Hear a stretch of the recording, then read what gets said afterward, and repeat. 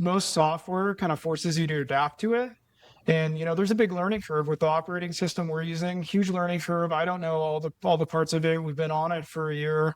And now, we can kind of take and mold software to, to adapt to how we run our business and how we, our processes.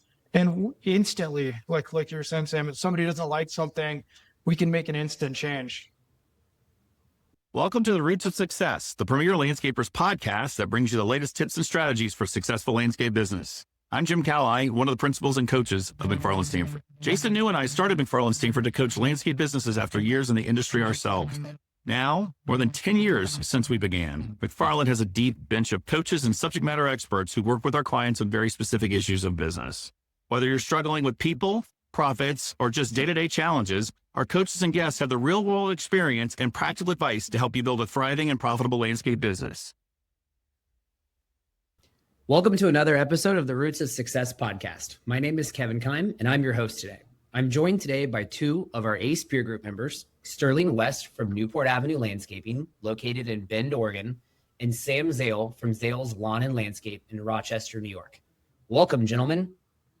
Welcome. Welcome. How are Thanks you for both? having us. Yeah, thanks for joining. I'm excited for you guys to talk about, one of what apparently I've been dubbed the expert of at McFarland, which is AI and technology. So excited to have you guys talk about that today.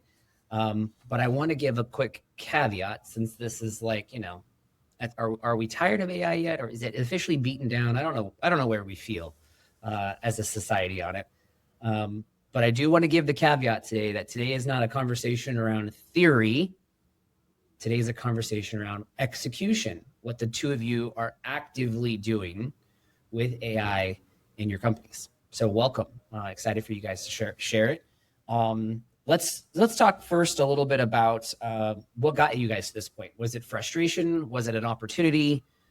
What led you both to think, you know what, I'm capable and there's tools and resources out there and I'm going to go capitalize on those? Yeah, for me, our business developer kept hassling me about our website and how our website was just really keyword rich and it wasn't context rich. So, he was coming into my office like once a week saying, "Hey, you guys got to rebuild your website." And it took me about a month, 2 months to really take him seriously. And then I started looking into it and realized, wow, he's right. Back in 2005, when I started the business, maybe 25% of contractors had a website. And I really took that angle on and it gave us kind of a competitive advantage because people started adapting. And now I think we're starting to see that shift in from, Google search results to more, links showing up in results to more, content and answers showing up. Well, you can't let an opportunity to not make fun of Chris and salespeople and business development people, right? Of course, it's always the salespeople who, make fun of or point out an area that you need to improve. But I'm glad that was part of it. So Sterling, that's where you started. So Sam, how about you? Where did this idea come from for you to start using some AI-based tools? For me, a lot of it actually really started with customer experience. So the first real automation, we'll call it, item that I used, I started building, I don't even remember what program it was now, but I started building an automated estimating system where basically they could select for a patio, a rough estimate size, features, what they wanted, so they could get a ballpark price. The original thought behind that was get rid of tire kickers, right? But then it came into automations with it, and I realized how much I could do with it. That then led into getting into our CRM that has automations, and I thought that was great because you could send out automatic follow-ups on estimates that you put out. I could track sales reps and their follow-ups and all these things, but then AI agents got brought into the CRM where now the agent is booking the consultation. So for me, a lot of it came down to the client consultation experience, how to make sure nothing falls through the cracks. So for me, like that's really where it all started, and it has definitely evolved into a lot. Yeah. Yep. This conversation could probably go in a million different ways. So I'll start by maybe recapping. So Sterling, in your what today are you using your AI in your organization? Like what specific? Maybe a few bullet points. Yeah. So, well, we built a new website. So 300 plus context rich pages. We also, used, we have a scheduling tool. So we use, a really complicated spreadsheet that we've kind of revamped with AI, that then feeds into a cash flow statement, produces, a cash flow statement that's, editable, or in real time. I can drag jobs around and see where cash is going to be next week, the week after, based on, payment schedules. I'm using it for estimating too, Sam. I actually have created a tool that automatically, you upload a PDF of a design, and it throws polygons over, different hatches, which is pretty cool. Okay, so a little bit of everything there. So from operational efficiencies to financial insights that you're using it in, to marketing to rebuild your website, right? So Sam, how about you? Yeah, so I'll talk. My main items right now is Claude is one. Everybody's using Claude and ChatGPT, right? Who is he? I'm just kidding. Hey, Kevin. So Claude is one where I've built out a lot of just like, you can build anything in Claude, really. You build out your system. So we've built some structured estimating systems. So we kind of taken like a lot of our production rates, information that I have, we built a project and we made it so that, it does a little bit of the background thinking. But the main thing that I, as Kevin knows, I built something, I named it Zale Central. And ultimately it's our all-in-one program that we're using. So like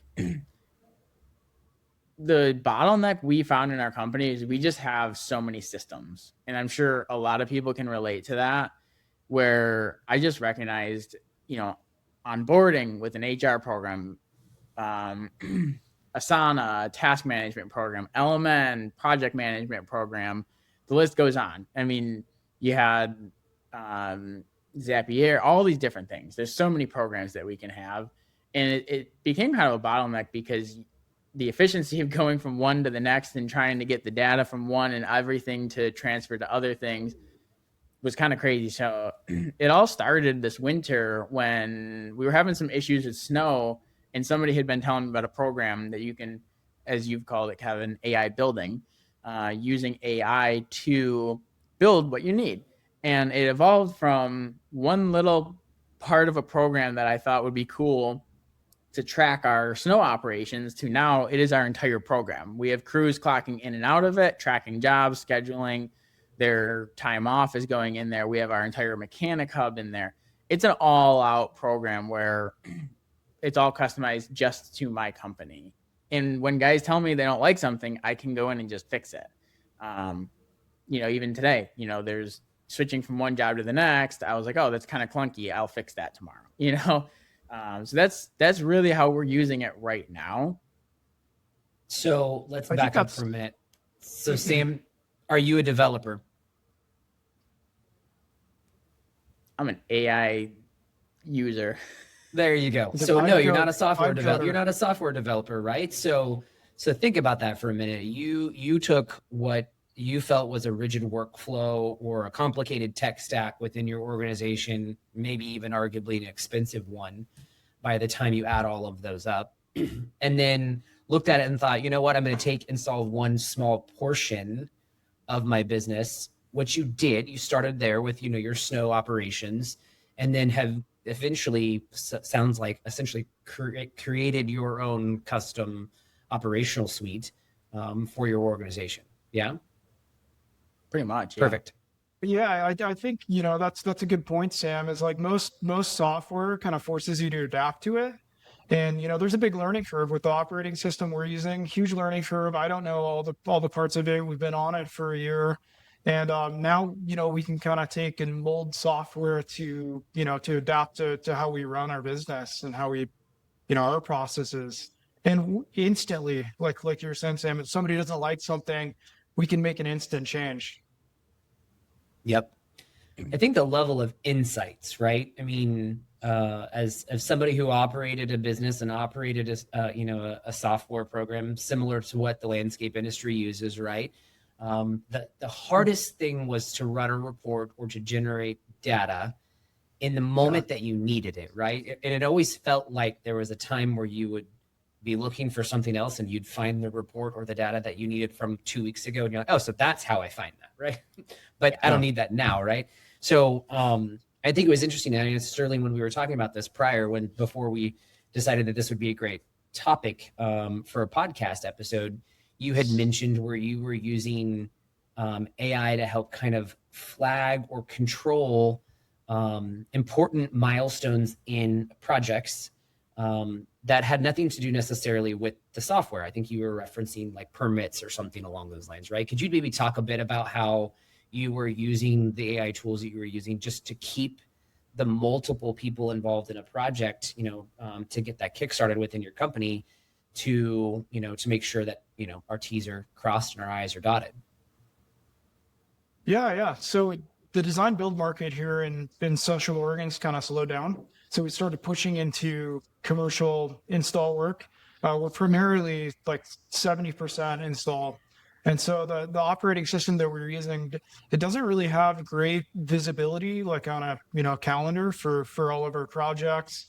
We were running into like some cash flow issues, taking on too many, commercial jobs at a time that we're not getting paid on for 30 to 90 days.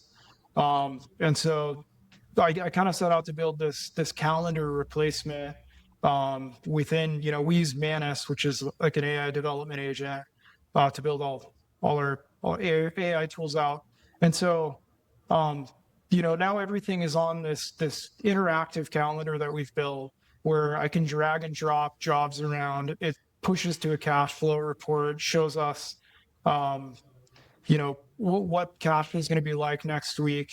And then there's also different layers, like you're talking about, Kevin, that we were, really missing the boat on or having a hard time manually tracking, like 811 utility locates. So now, on the calendar, the locates are tied to the job. And so if we move that job down on the interactive calendar below, the expiration date, we'll get notified and actually get sent an email to our scheduling department of, hey, you need to call in a new locate. Or, our project managers are collecting on our design build projects, they're collecting deposits, they're collecting, different payments along the way. And so now we've automated, emails to the project managers with the invoices. Hey, you need to collect this, within the next couple of days. Everything is pretty much automated now and flows back to our cash flow report. I think to build off of that, like what's cool is that like Sterling, you and I are probably a little bit more in depth and have probably spent more time than most people will put into this at this point. But what's cool is that with AI, what I'm seeing is that you could very quickly with Manus or different, Claude or what, any of them, you can connect all these systems now. And that's incredible to be able to put all those, people that don't want to rebuild an entire program like I did, like, okay, let's connect them all and you can build a dashboard that has everything live there. And it sounds like that's a lot of what you're doing through Manus. So that's pretty cool. Yep, and I think absolutely. I think that's a good point, Sam, of like, maybe not everybody is going, completely crazy and completely rebuilding everything. Although I did see, based off the way your eyes moved a little bit there, you formed a work ticket internally for yourself to have the 811 notifications happen in your. I felt like you just got an idea from this that you're going to need to go build out. So there's a part of that, but I think it is important to note that there's different levels to it, right? And if it's just getting more insight into your cash flow or managing projects better, it becomes beneficial by itself, right? Let alone taking it to a different part. But I think it's interesting a quote that I read online that I wrote down was that at one point software was designed to reduce mistakes. But in today's world, with the ability to adjust and adapt quickly, is rigid software platforms actually creating mistakes or problems for their users, right? And it sounds like in both of your guys' case, you found areas where you just felt like you didn't have the flexibility that was needed, and therefore you went and turned to some tools that are out there. Yeah, like Okay. I didn't set out to build software. I just got tired of complaining about it. You can get tired of complaining. Okay, all right. Yeah. Good to know. There's a future for me at some point, huh? I kid. Okay, so just to reiterate, just for those that may be listening along, these are both of you guys used like a no code or low code process, right? Like neither of you are software developers. You don't come from tech background. You didn't hire a development team. You haven't gone out and built this robust, team of people to help you execute on this. Correct? Correct. Yeah. So I think that's an important piece I want everyone to take away at this point, so that you don't check out and think, well, why would I do this? It's part of that, but it's a little unique. So let's maybe dive a little deeper into some of the tools that you guys use. So Sam, we'll start with you. I know you said you're using Claude. What other AI tools would be helpful for a landscaper? Maybe somebody who's just wanting to get some insights into reports, all the way up to, completely building, Zale Center. Is that what you called it? Zale Central, I called it. Central. I mean, it's the central location of our company. Yeah, I appreciate it. It's a great name. Yeah, I mean, I'll just kind of talk on our tech stack to start. So Go High Level is our CRM that we utilize. And then Claude and ChatGPT. You have to recognize that there's not one that's right for all of things. Using them to their best advantages are important. So Go High Level, Claude. Lovable is what I build all of my program work into. And then I think that's really it. And they all kind of talk together. So they all are getting built into each other.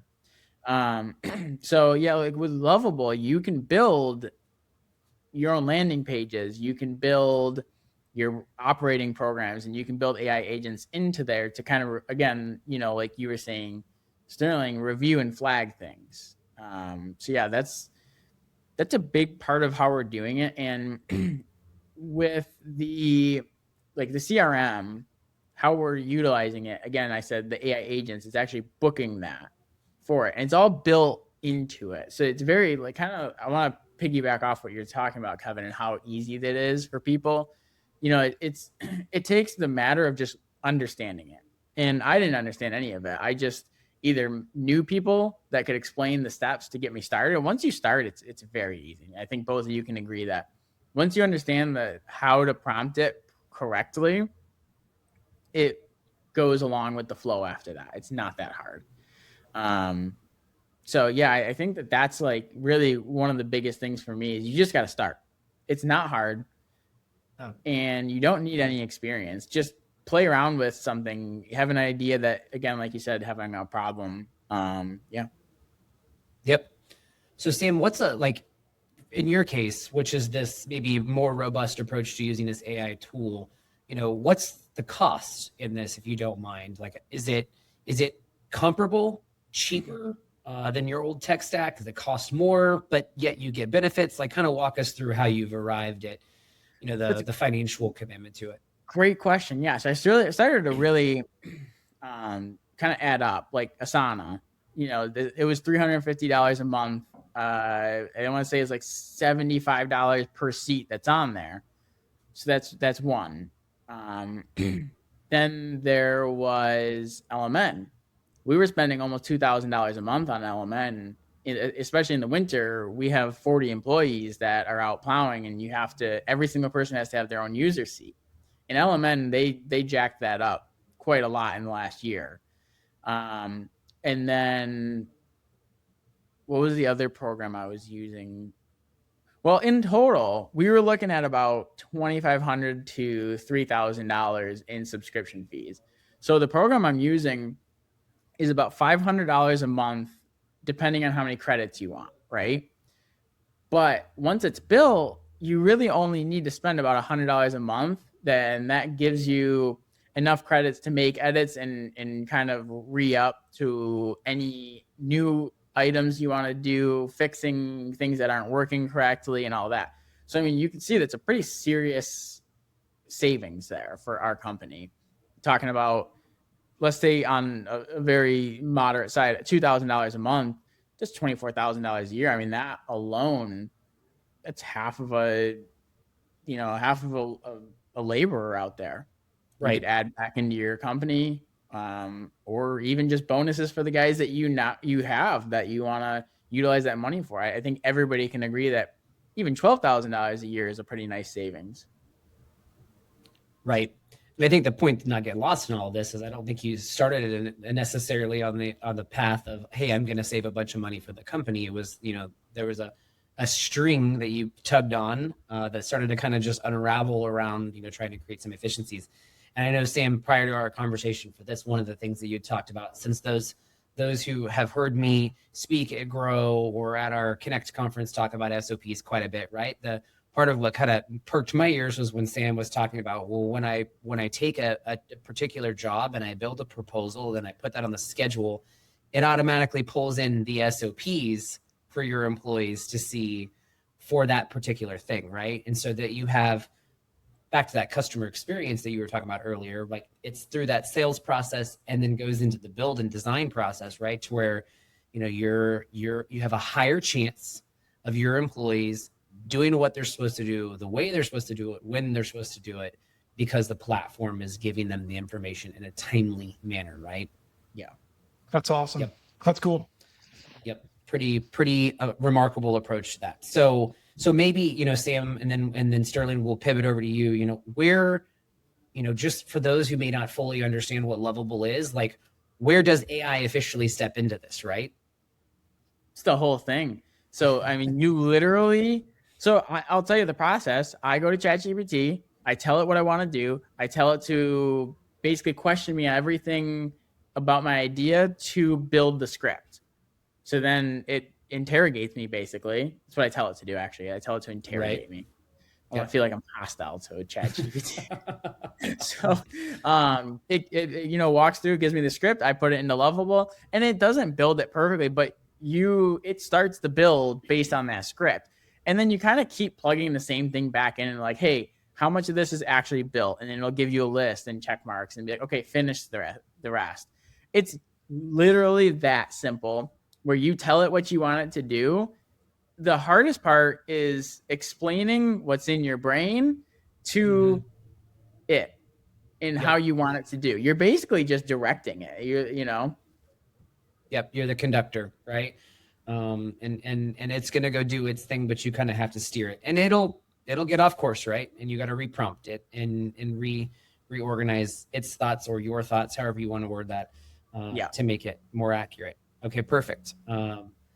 Awesome. So Sterling, you're taking a little bit of a different approach, right? You're using more AI agents to support the areas where you wanted to create efficiencies or improvements in your organization. So walk us through what tools you're using and how you kind of got started, other than, you knew your business developer was insistent that you get a new website. For sure. So we use, we're actually on Aspire.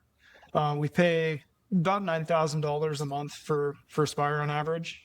Then we have T-Sheets, which runs about $1,500 a month. It's QuickBooks. Company, we use, company Keim. We use a bunch of different spreadsheets, so it's not cost a lot. But I think our full tech stack is probably in the $12,000 to $15,000 a month range. And I'm building. I'm about 90% of the way done with my own Zale Central. So we'll have an East Coast and West Coast version. Yeah, for sure.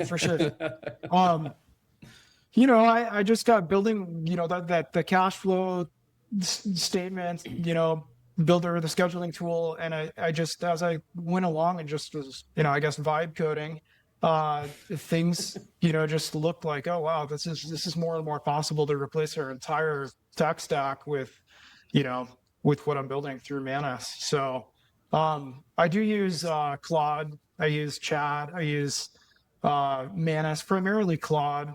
And like Sam was saying, you really got to give it, a really good description of what you want to see.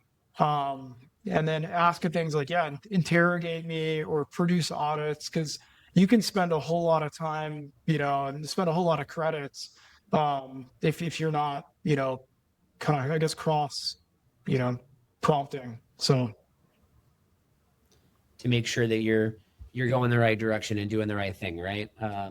If I can add in on that too, kind of what you were saying there, Sterling, to add the description stuff too. Like, I'm sure I'm actually new to Claude. Like, within the last 2 weeks, I just started using it, but I've learned a lot quickly. And this is the same as with ChatGPT and all of the platforms, projects and instructions and uploading your data. I'd actually love to hear more from you, Sterling, since it sounds like you've used Claude a lot. The importance of giving it those instructions built into the projects and the knowledge base, like it's a make or break of how your project actually works. absolutely. Yeah, I mean, I when I first started, I was just using Manus and prompting Manus directly. And I kind of found that I burned through a lot of code. So I actually had Manus create an audit of, all the failed attempts at something, or all the bad, coding we've done. And then I wrote Manus an email with that audit and got credits back. But that's kind of a one-time deal with that company. And so, hold on, time out. You used AI to audit an AI platform and to get a credit back from a billing perspective. Absolutely. And it's its own platform. This is like too. the classic, the snake eating its own tail situation. Like, this is brilliant. I love this. What a great time to be alive. So, that really made me realize that I needed a second AI to kind of to deal with the prompts, because I know our processes, and I know which processes work for our business, and I know how I want things to look, but I'm not an expert in prompting. And so, using an AI to help prompt, it saved me, once I started utilizing it like that, it just saved me a tremendous amount of credits. So, and Manus is, I think we've spent about $2,000 in credits creating, a really robust website. I'm like 90% of the way done with my own Zale Central. This cash flow statement scheduling tool. I have I'm our acting sales manager right now. So I have, tools to help me manage the sales team, track proposed versus, closing rates and stuff like that. So we're in at about $2,000. It's pretty wild to think how expensive Salesforce is, and where organizations would spend astronomical amounts of money to end in the same space. So, I have a question. I mean, Sterling, what's the name of it going to be? You got to come up with a cool name. I haven't even thought about that totally yet. I mean, the one I came up with is Ordos, which is Latin for order. But I don't know. I don't think we're going to license it or anything. You don't have to, but like, for me, I refer it to my guys as Zale Central. You got to have something to be like, hey, did you use Zale Central today? Yep. Totally. Yep. It's a good point. All right. So let's maybe take this. I'm sure there are some people whose brains are probably just spinning 900 miles an hour about how could you go to that extreme. So the first question that if I put myself in their shoes, I would ask the two of you okay, so the financial side of this is there's some benefits there. It's not super expensive. What is the time that the two of you have put into this? How many hours have you spent to get to the point that you are now? I'd like to preface with, you don't need to go full on like us. You can benefit just as much from AI without putting in. If I had to bet, I'm probably with Sterling. And I mean, you said it. You were 2,000 hours in.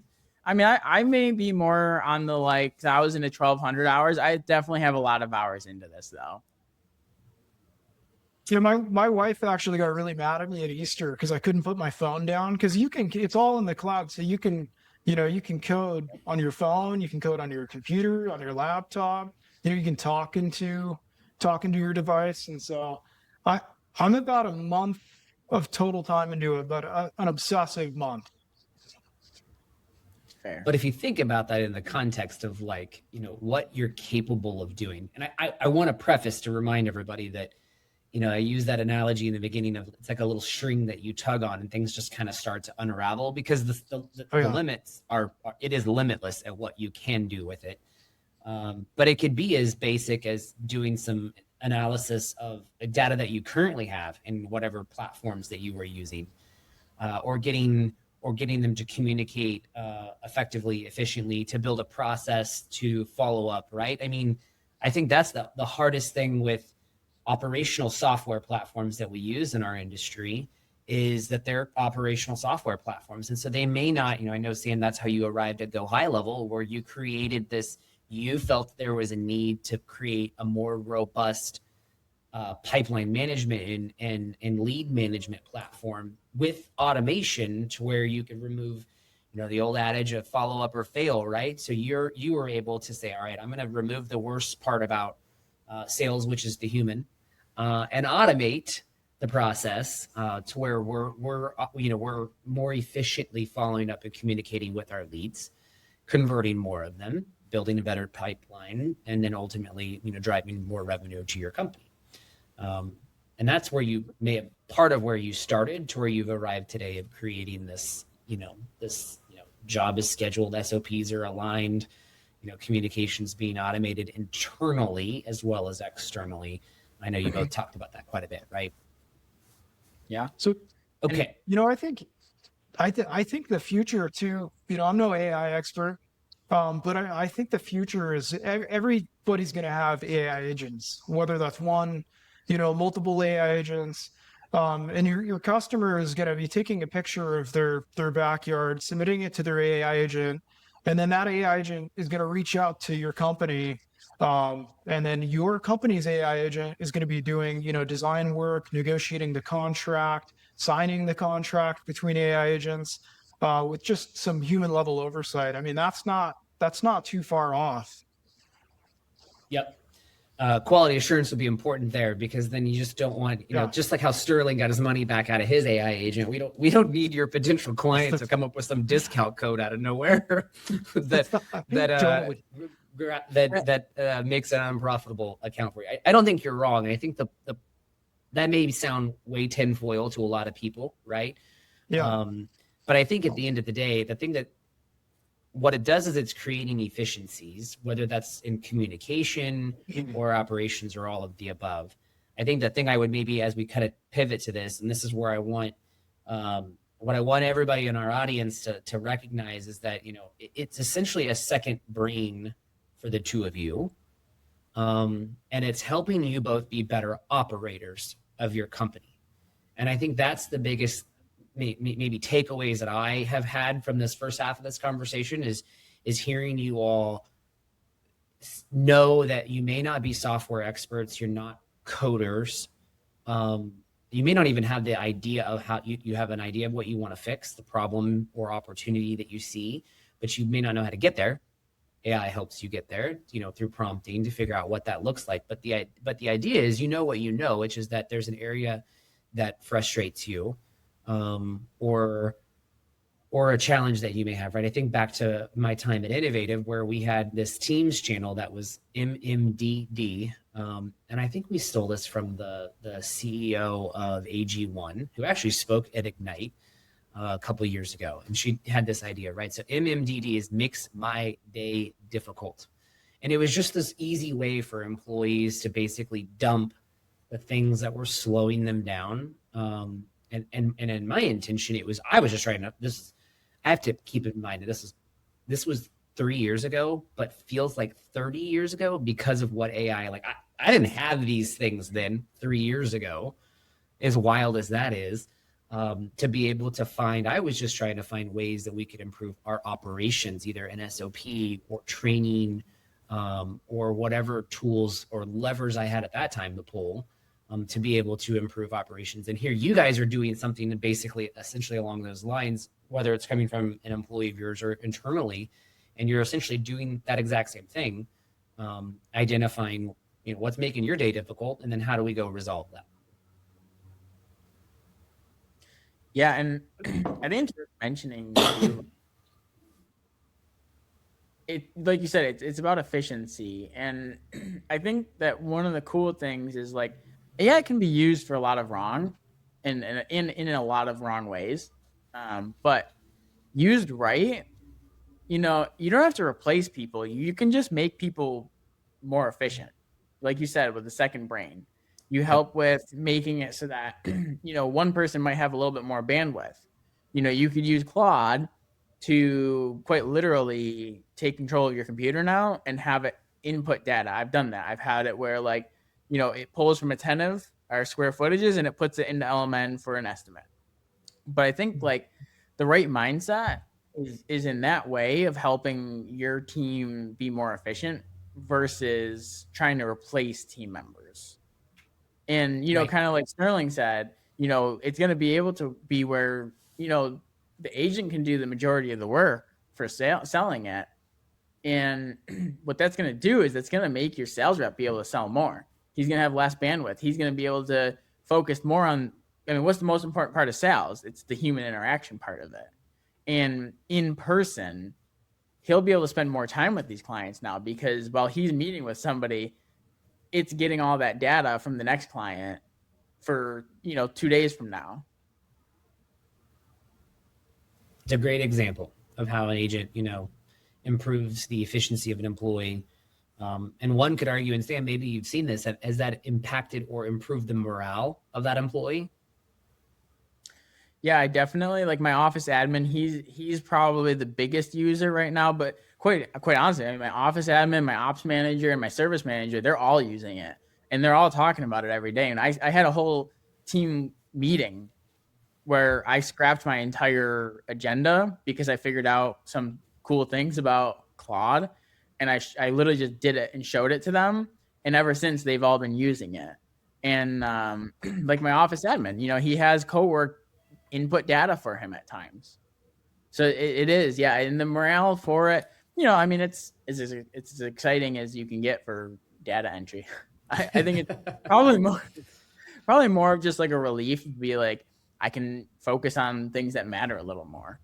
Yep. I think the things that I think why I asked that question was there are like 3 areas that, as I was thinking about today in our conversation, that I've written down that I felt like were important for landscapers specifically to hear, right? That, the AI is not replacing them. I think, Sam, you mentioned that earlier. It's not replacing employees, but what it does is it helps each employee, be better at quality assurance. If that data entry is happening, it's going to catch pattern recognition is a thing, right? And so it does a good job. And Sterling, that's essentially what you're talking about with the, your 811, dig information and moving a project and then not having a valid certificate or permit or all these other logistical things that go into a project that could just get overlooked because we're humans and we're trying to get all these other things done, right? So there's a quality assurance of just being better at our job and having that peace of mind of knowing, like, we do make mistakes and there's somebody there to kind of catch that. It helps make decisions in a more timely manner, right? Depending on how quickly people make decisions, it helps give more information to them, process through it at a faster rate, and then ultimately, hopefully, wind up making a better decision in the field. And then, like I mentioned earlier, that pattern recognition, right? And that's where that, all the things that we lean on in Element or Aspire or whatever platform, like building out kits or things like that, where we're relying on those things to produce an accurate proposal, which then gives us our outcome to that would be that we have a good gross profit at a job level. Well, AI can come in and flag or recognize things that may have changed in the kit since the kit was built, since the proposal was sent out, whatever it may be, to just run a more efficient organization and operation, which is kind of what I wanted you guys to spend some time on. We're also using it for bid review too. So before I was doing all of our bid reviews on every single sale over $10,000, which was, pretty much a full-time job.